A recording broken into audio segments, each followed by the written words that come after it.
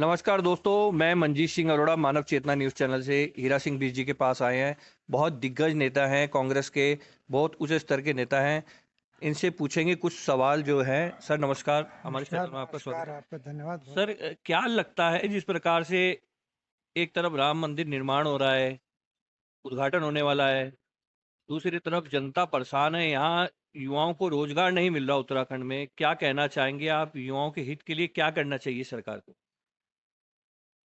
सरकार तो उत्तराखंड में मैं समझता हूँ हेलीकॉप्टर में घूम रही है और केवल बस एक ही बात है, मोदी के अलावा कोई नहीं दिखाई दे रहा और सब अयोध्या में राम मंदिर के नाम की रोटियां सेक रहे हैं। भगवान राम एक तरफ वहाँ मोदी मोदी हो रहा है। भगवान राम के इतने चित्र नहीं होंगे जितने मोदी के पोस्टर होर्डिंग वहां पर लग रहे हैं। ये भगवान राम का अपमान कर रहे हैं, उसका प्रायश्चित इनको करना पड़ेगा, इनको पाप लगेगा। भगवान राम से बड़ा मोदी को सिद्ध करना चाह रहे हैं। क्या मोदी ने किया, क्या देश के लिए किया? सारे हमारे उपक्रम बेच दिए, रेलवे बेच दी, एयरपोर्ट बेच दिए, बंदरगाह बेच दिए। कोयले की 6 खदान खाने हैं हिंदुस्तान में बड़ी, उनमें 14 लाख लोग काम करते हैं, 14 लाख कोयला खदानों में। वो आपने अडानी अंबानी को दे दी। देहरादून का उदाहरण मैं देना चाहता हूँ, इससे पूरे देश का पता आपको लग जाए। सर्वे ऑफ इंडिया हिंदुस्तान का हेडक्वार्टर है, मुख्यालय है, जहाँ सैकड़ों लोगों को हर साल नौजवानों को नौकरियां मिलती थी। वो बंद कर दिया गया। उसके लगभग 250 बीघा जमीन है, उस पर अडानी अंबानी की भविष्य में बिल्डिंगें खड़ी मिलेंगी। ये किया मोदी जी ने। हमारा डिफेंस के अकाउंट्स का हेडक्वार्टर यहाँ पर है, सीडी एयरफोर्स, वो बंद कर दिया आपने। आपने एफआरआई एशिया का सबसे बड़ा रिसर्च इंस्टीट्यूट एशिया का देहरादून में है, जो 250-300 बीघा जमीन में है, वो उसका सौदा कर दिया आपने। आपने 4 डिफेंस के कारखाने देहरादून में है, उनका सौदा कर दिया, प्राइवेट को दे दिया। वहाँ यूनियन के अधिकार सीज कर दिए, भर्तियां बंद कर दी, जो थे उनको निकाल दिया। प्राइवेट करने के साथ ही उसने 400 लोगों को फैक्ट्री ने बाहर का रास्ता दिखा दिया। ये उपलब्धि है तो आप धामी जी क्या कर रहे हैं? मैं बताऊं ना, मोदी जी और धामी जी मोदी जी का गुणगान कर रहे हैं। आप मुझे ये बता दें, मैं ये नहीं कह रहा हूँ, आप बता दें, केवल अखबार में मीडिया में मोदी मीडिया इसलिए कहते हैं। आप एक आईटीआई बता दे मुझे, 8 साल हो गए इनको। एक आईटीआई तुमने खोला, एक पॉलिटेक्निक खोला, इंजीनियरिंग खोला तो बहुत बड़ी बात है। कोई अस्पताल बनाना बहुत बड़ी बात है। कोई आपने सिडकुल जो तिवाड़ी जी ने देहरादून में स्थापना उत्तराखंड में की थी। देहरादून हमारा लाल तप्पड़ है, हमारा सेला कोई है, हमारा उधम सिंह नगर है, हरिद्वार है। 3 लाख लोगों को रोजगार मिला, 3 लाख, क्योंकि उनको जमीनें दी, पानी बिजली फ्री दिया, मुझे भी सब जगह जाने का मौका मिला। कंपनी बाहर से आई थी, 3 लाख नौजवानों को रोजगार मिला था। हमने कंडीशन डाल दी थी, मैंने डाली थी कि 70% उत्तराखंड के नौजवानों की प्रतिभागी होगी इसमें नौकरियों में, यानी कि बाहर के कंपनी अपने लोग लेके आ जाए। तो वो सारी ठप पड़े, उजाड़ हो गया वो जमीनें। सर एक बहुत बड़ा मुद्दा उत्तराखंडियों ने उठाया है, भू कानून को लेकर। क्या आप उसके समर्थन में हैं? भू कानून लगना चाहिए उत्तराखंड में। जिस प्रकार से बाहरी लोग आ रहे हैं, जमीनी ले रहे हैं और कॉम्प्लेक्स बना रहे हैं, अय्याशियों का अड्डा बना रहे हैं अपना। क्या लगता है आपको, भू कानून लागू होना चाहिए? भू कानून की समस्या पहले से थी। जब पहली सरकार उत्तराखंड में बनी, तिवाड़ी जी के साथ मुझे मंत्रिमंडल में मौका मिला काम करने का, तो हमने उसमें बहुत स्टडी की। तिवाड़ी जी ने बहुत एक्सरसाइज हमसे कराई थी मिलजुल कर, फिर लास्ट में बैठकर यही हुआ था कि 500 वर्ग गज जमीन कोई बाहर से आता है मकान बनाने के, केवल दे दें उसको, तो समाधान हो गया था उसमें। कोई हमारी जमीन नहीं हड़प गया, कोई माफिया नहीं घुसेंगे, कुछ नहीं घुसेंगे। सहमति हुई, कोई रिटायर होता है, कोई जज आता है, बाहर के लोग आते हैं, हमें पहाड़ों में बसना है, तो उनको ये भी नहीं हो कि नहीं बस सकते भाई, लेकिन लिमिट कर दी थी कि वर्ग मीटर जमीन इतने, आप केवल केवल मकान आवास से रहे, ऐसे मकान बनाओ अच्छा सा, उसमें रहो, वो कर दिया था।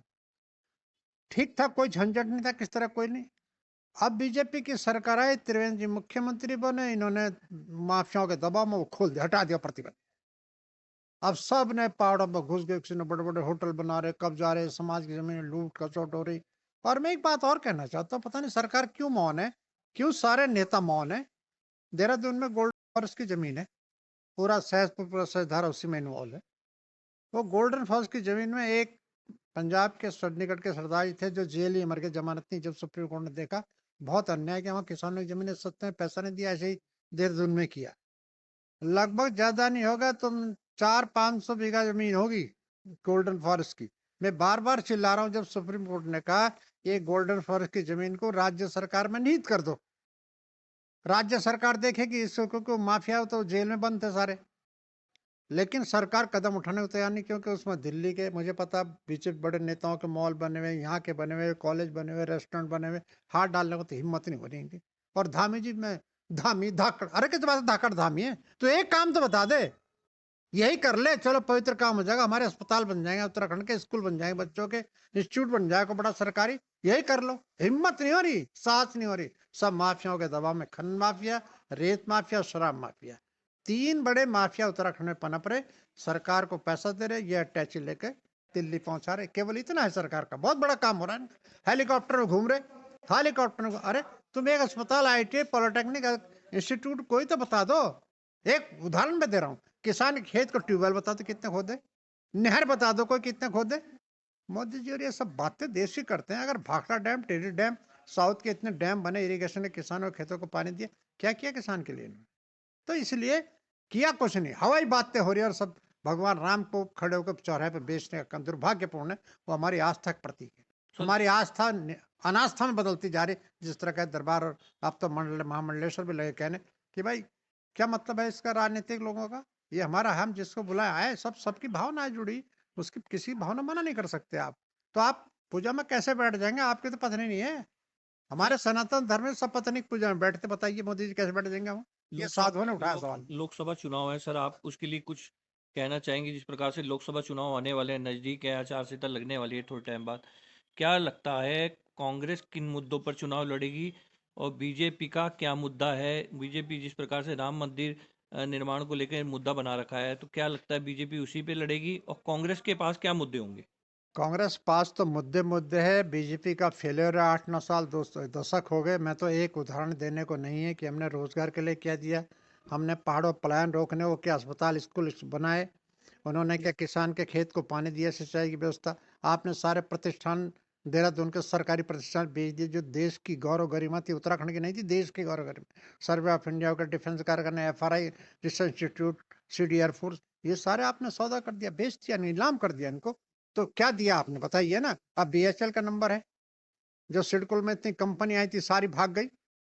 और मैंने बार बार कहा, कागज दिए सरकार को, कि तिवाड़ी जी के टाइम पर 3 बड़े कंसेशन लिए थे उत्तराखंड में। तिवाड़ी जी ने, वाजपेयी से मैं भी गया था, नैनीताल गए थे, 3 प्रस्ताव वाजपेयी ने स्वीकृत कर दिए थे कि उत्तराखंड नया राज्य बना, हमको एक कंपनी आ रही है, इनको कंसेशन दो, इनकम टैक्स में, सेल टैक्स, एक्साइज में 3 छूट 5 साल की दे दी थी उन्होंने। उसकी वजह सारी कंपनियां उत्तराखंड में आई थी, सारे वो लोग वहाँ यहाँ आए थे, रोजगार मिला खूब लोगों को, हमने जमीनें दी, पानी बिजली फ्री दिया उनको। तो हजारों कंपनी आई सारे में।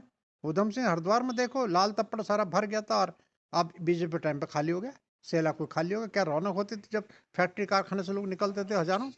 तो ये इन्होंने देश को लूटने का काम किया, चूसने का काम किया। अडानी अंबानी से बाहर नहीं निकल पा रही है, मैं ये बता रहा हूँ। आप एक उदाहरण, उपलब्धि तो बता दो। केवल भगवान का राम को मत बेचो चौराहे पे, हमारी आस्था का प्रतीक है, सबकी आस्था का प्रतीक है। आप उनसे मुकाबला कर रहे हो, उनसे बड़ा आप मोदी को साबित कर रहे हो, तो पाप लगेगा इनको, पाप तो पहले भुगत रहे हो। तो इसीलिए महिलाओं को संरक्षण, आदर्श, हमारा अंकिता भंडारी केस हो रहा, अब खुलेआम मामला आ गया कि एक विधायक, उनके बेटा, और एक SDM ने आदेश दिया था कि यहाँ साक्ष्य नहीं रहना चाहिए कुछ भी। दुर्भाग्यपूर्ण, सरकार कार्रवाई, CBI कार्रवाई करने को तैयार नहीं। अब तो बयान भी आ गया, उसकी माँ का बयान आ गया, वो तो नाम ले रही। अब क्यों छिपा रहे भाई? क्या क्या सम्मान करोगे आप महिलाओं का? एक खुला प्रमाण है, एक उदाहरण है, पूरा देश इसका उदाहरण देता अंकिता भंडारी का। तो हमको शर्म आती है, हमारा सर झुक जाता है शर्म से।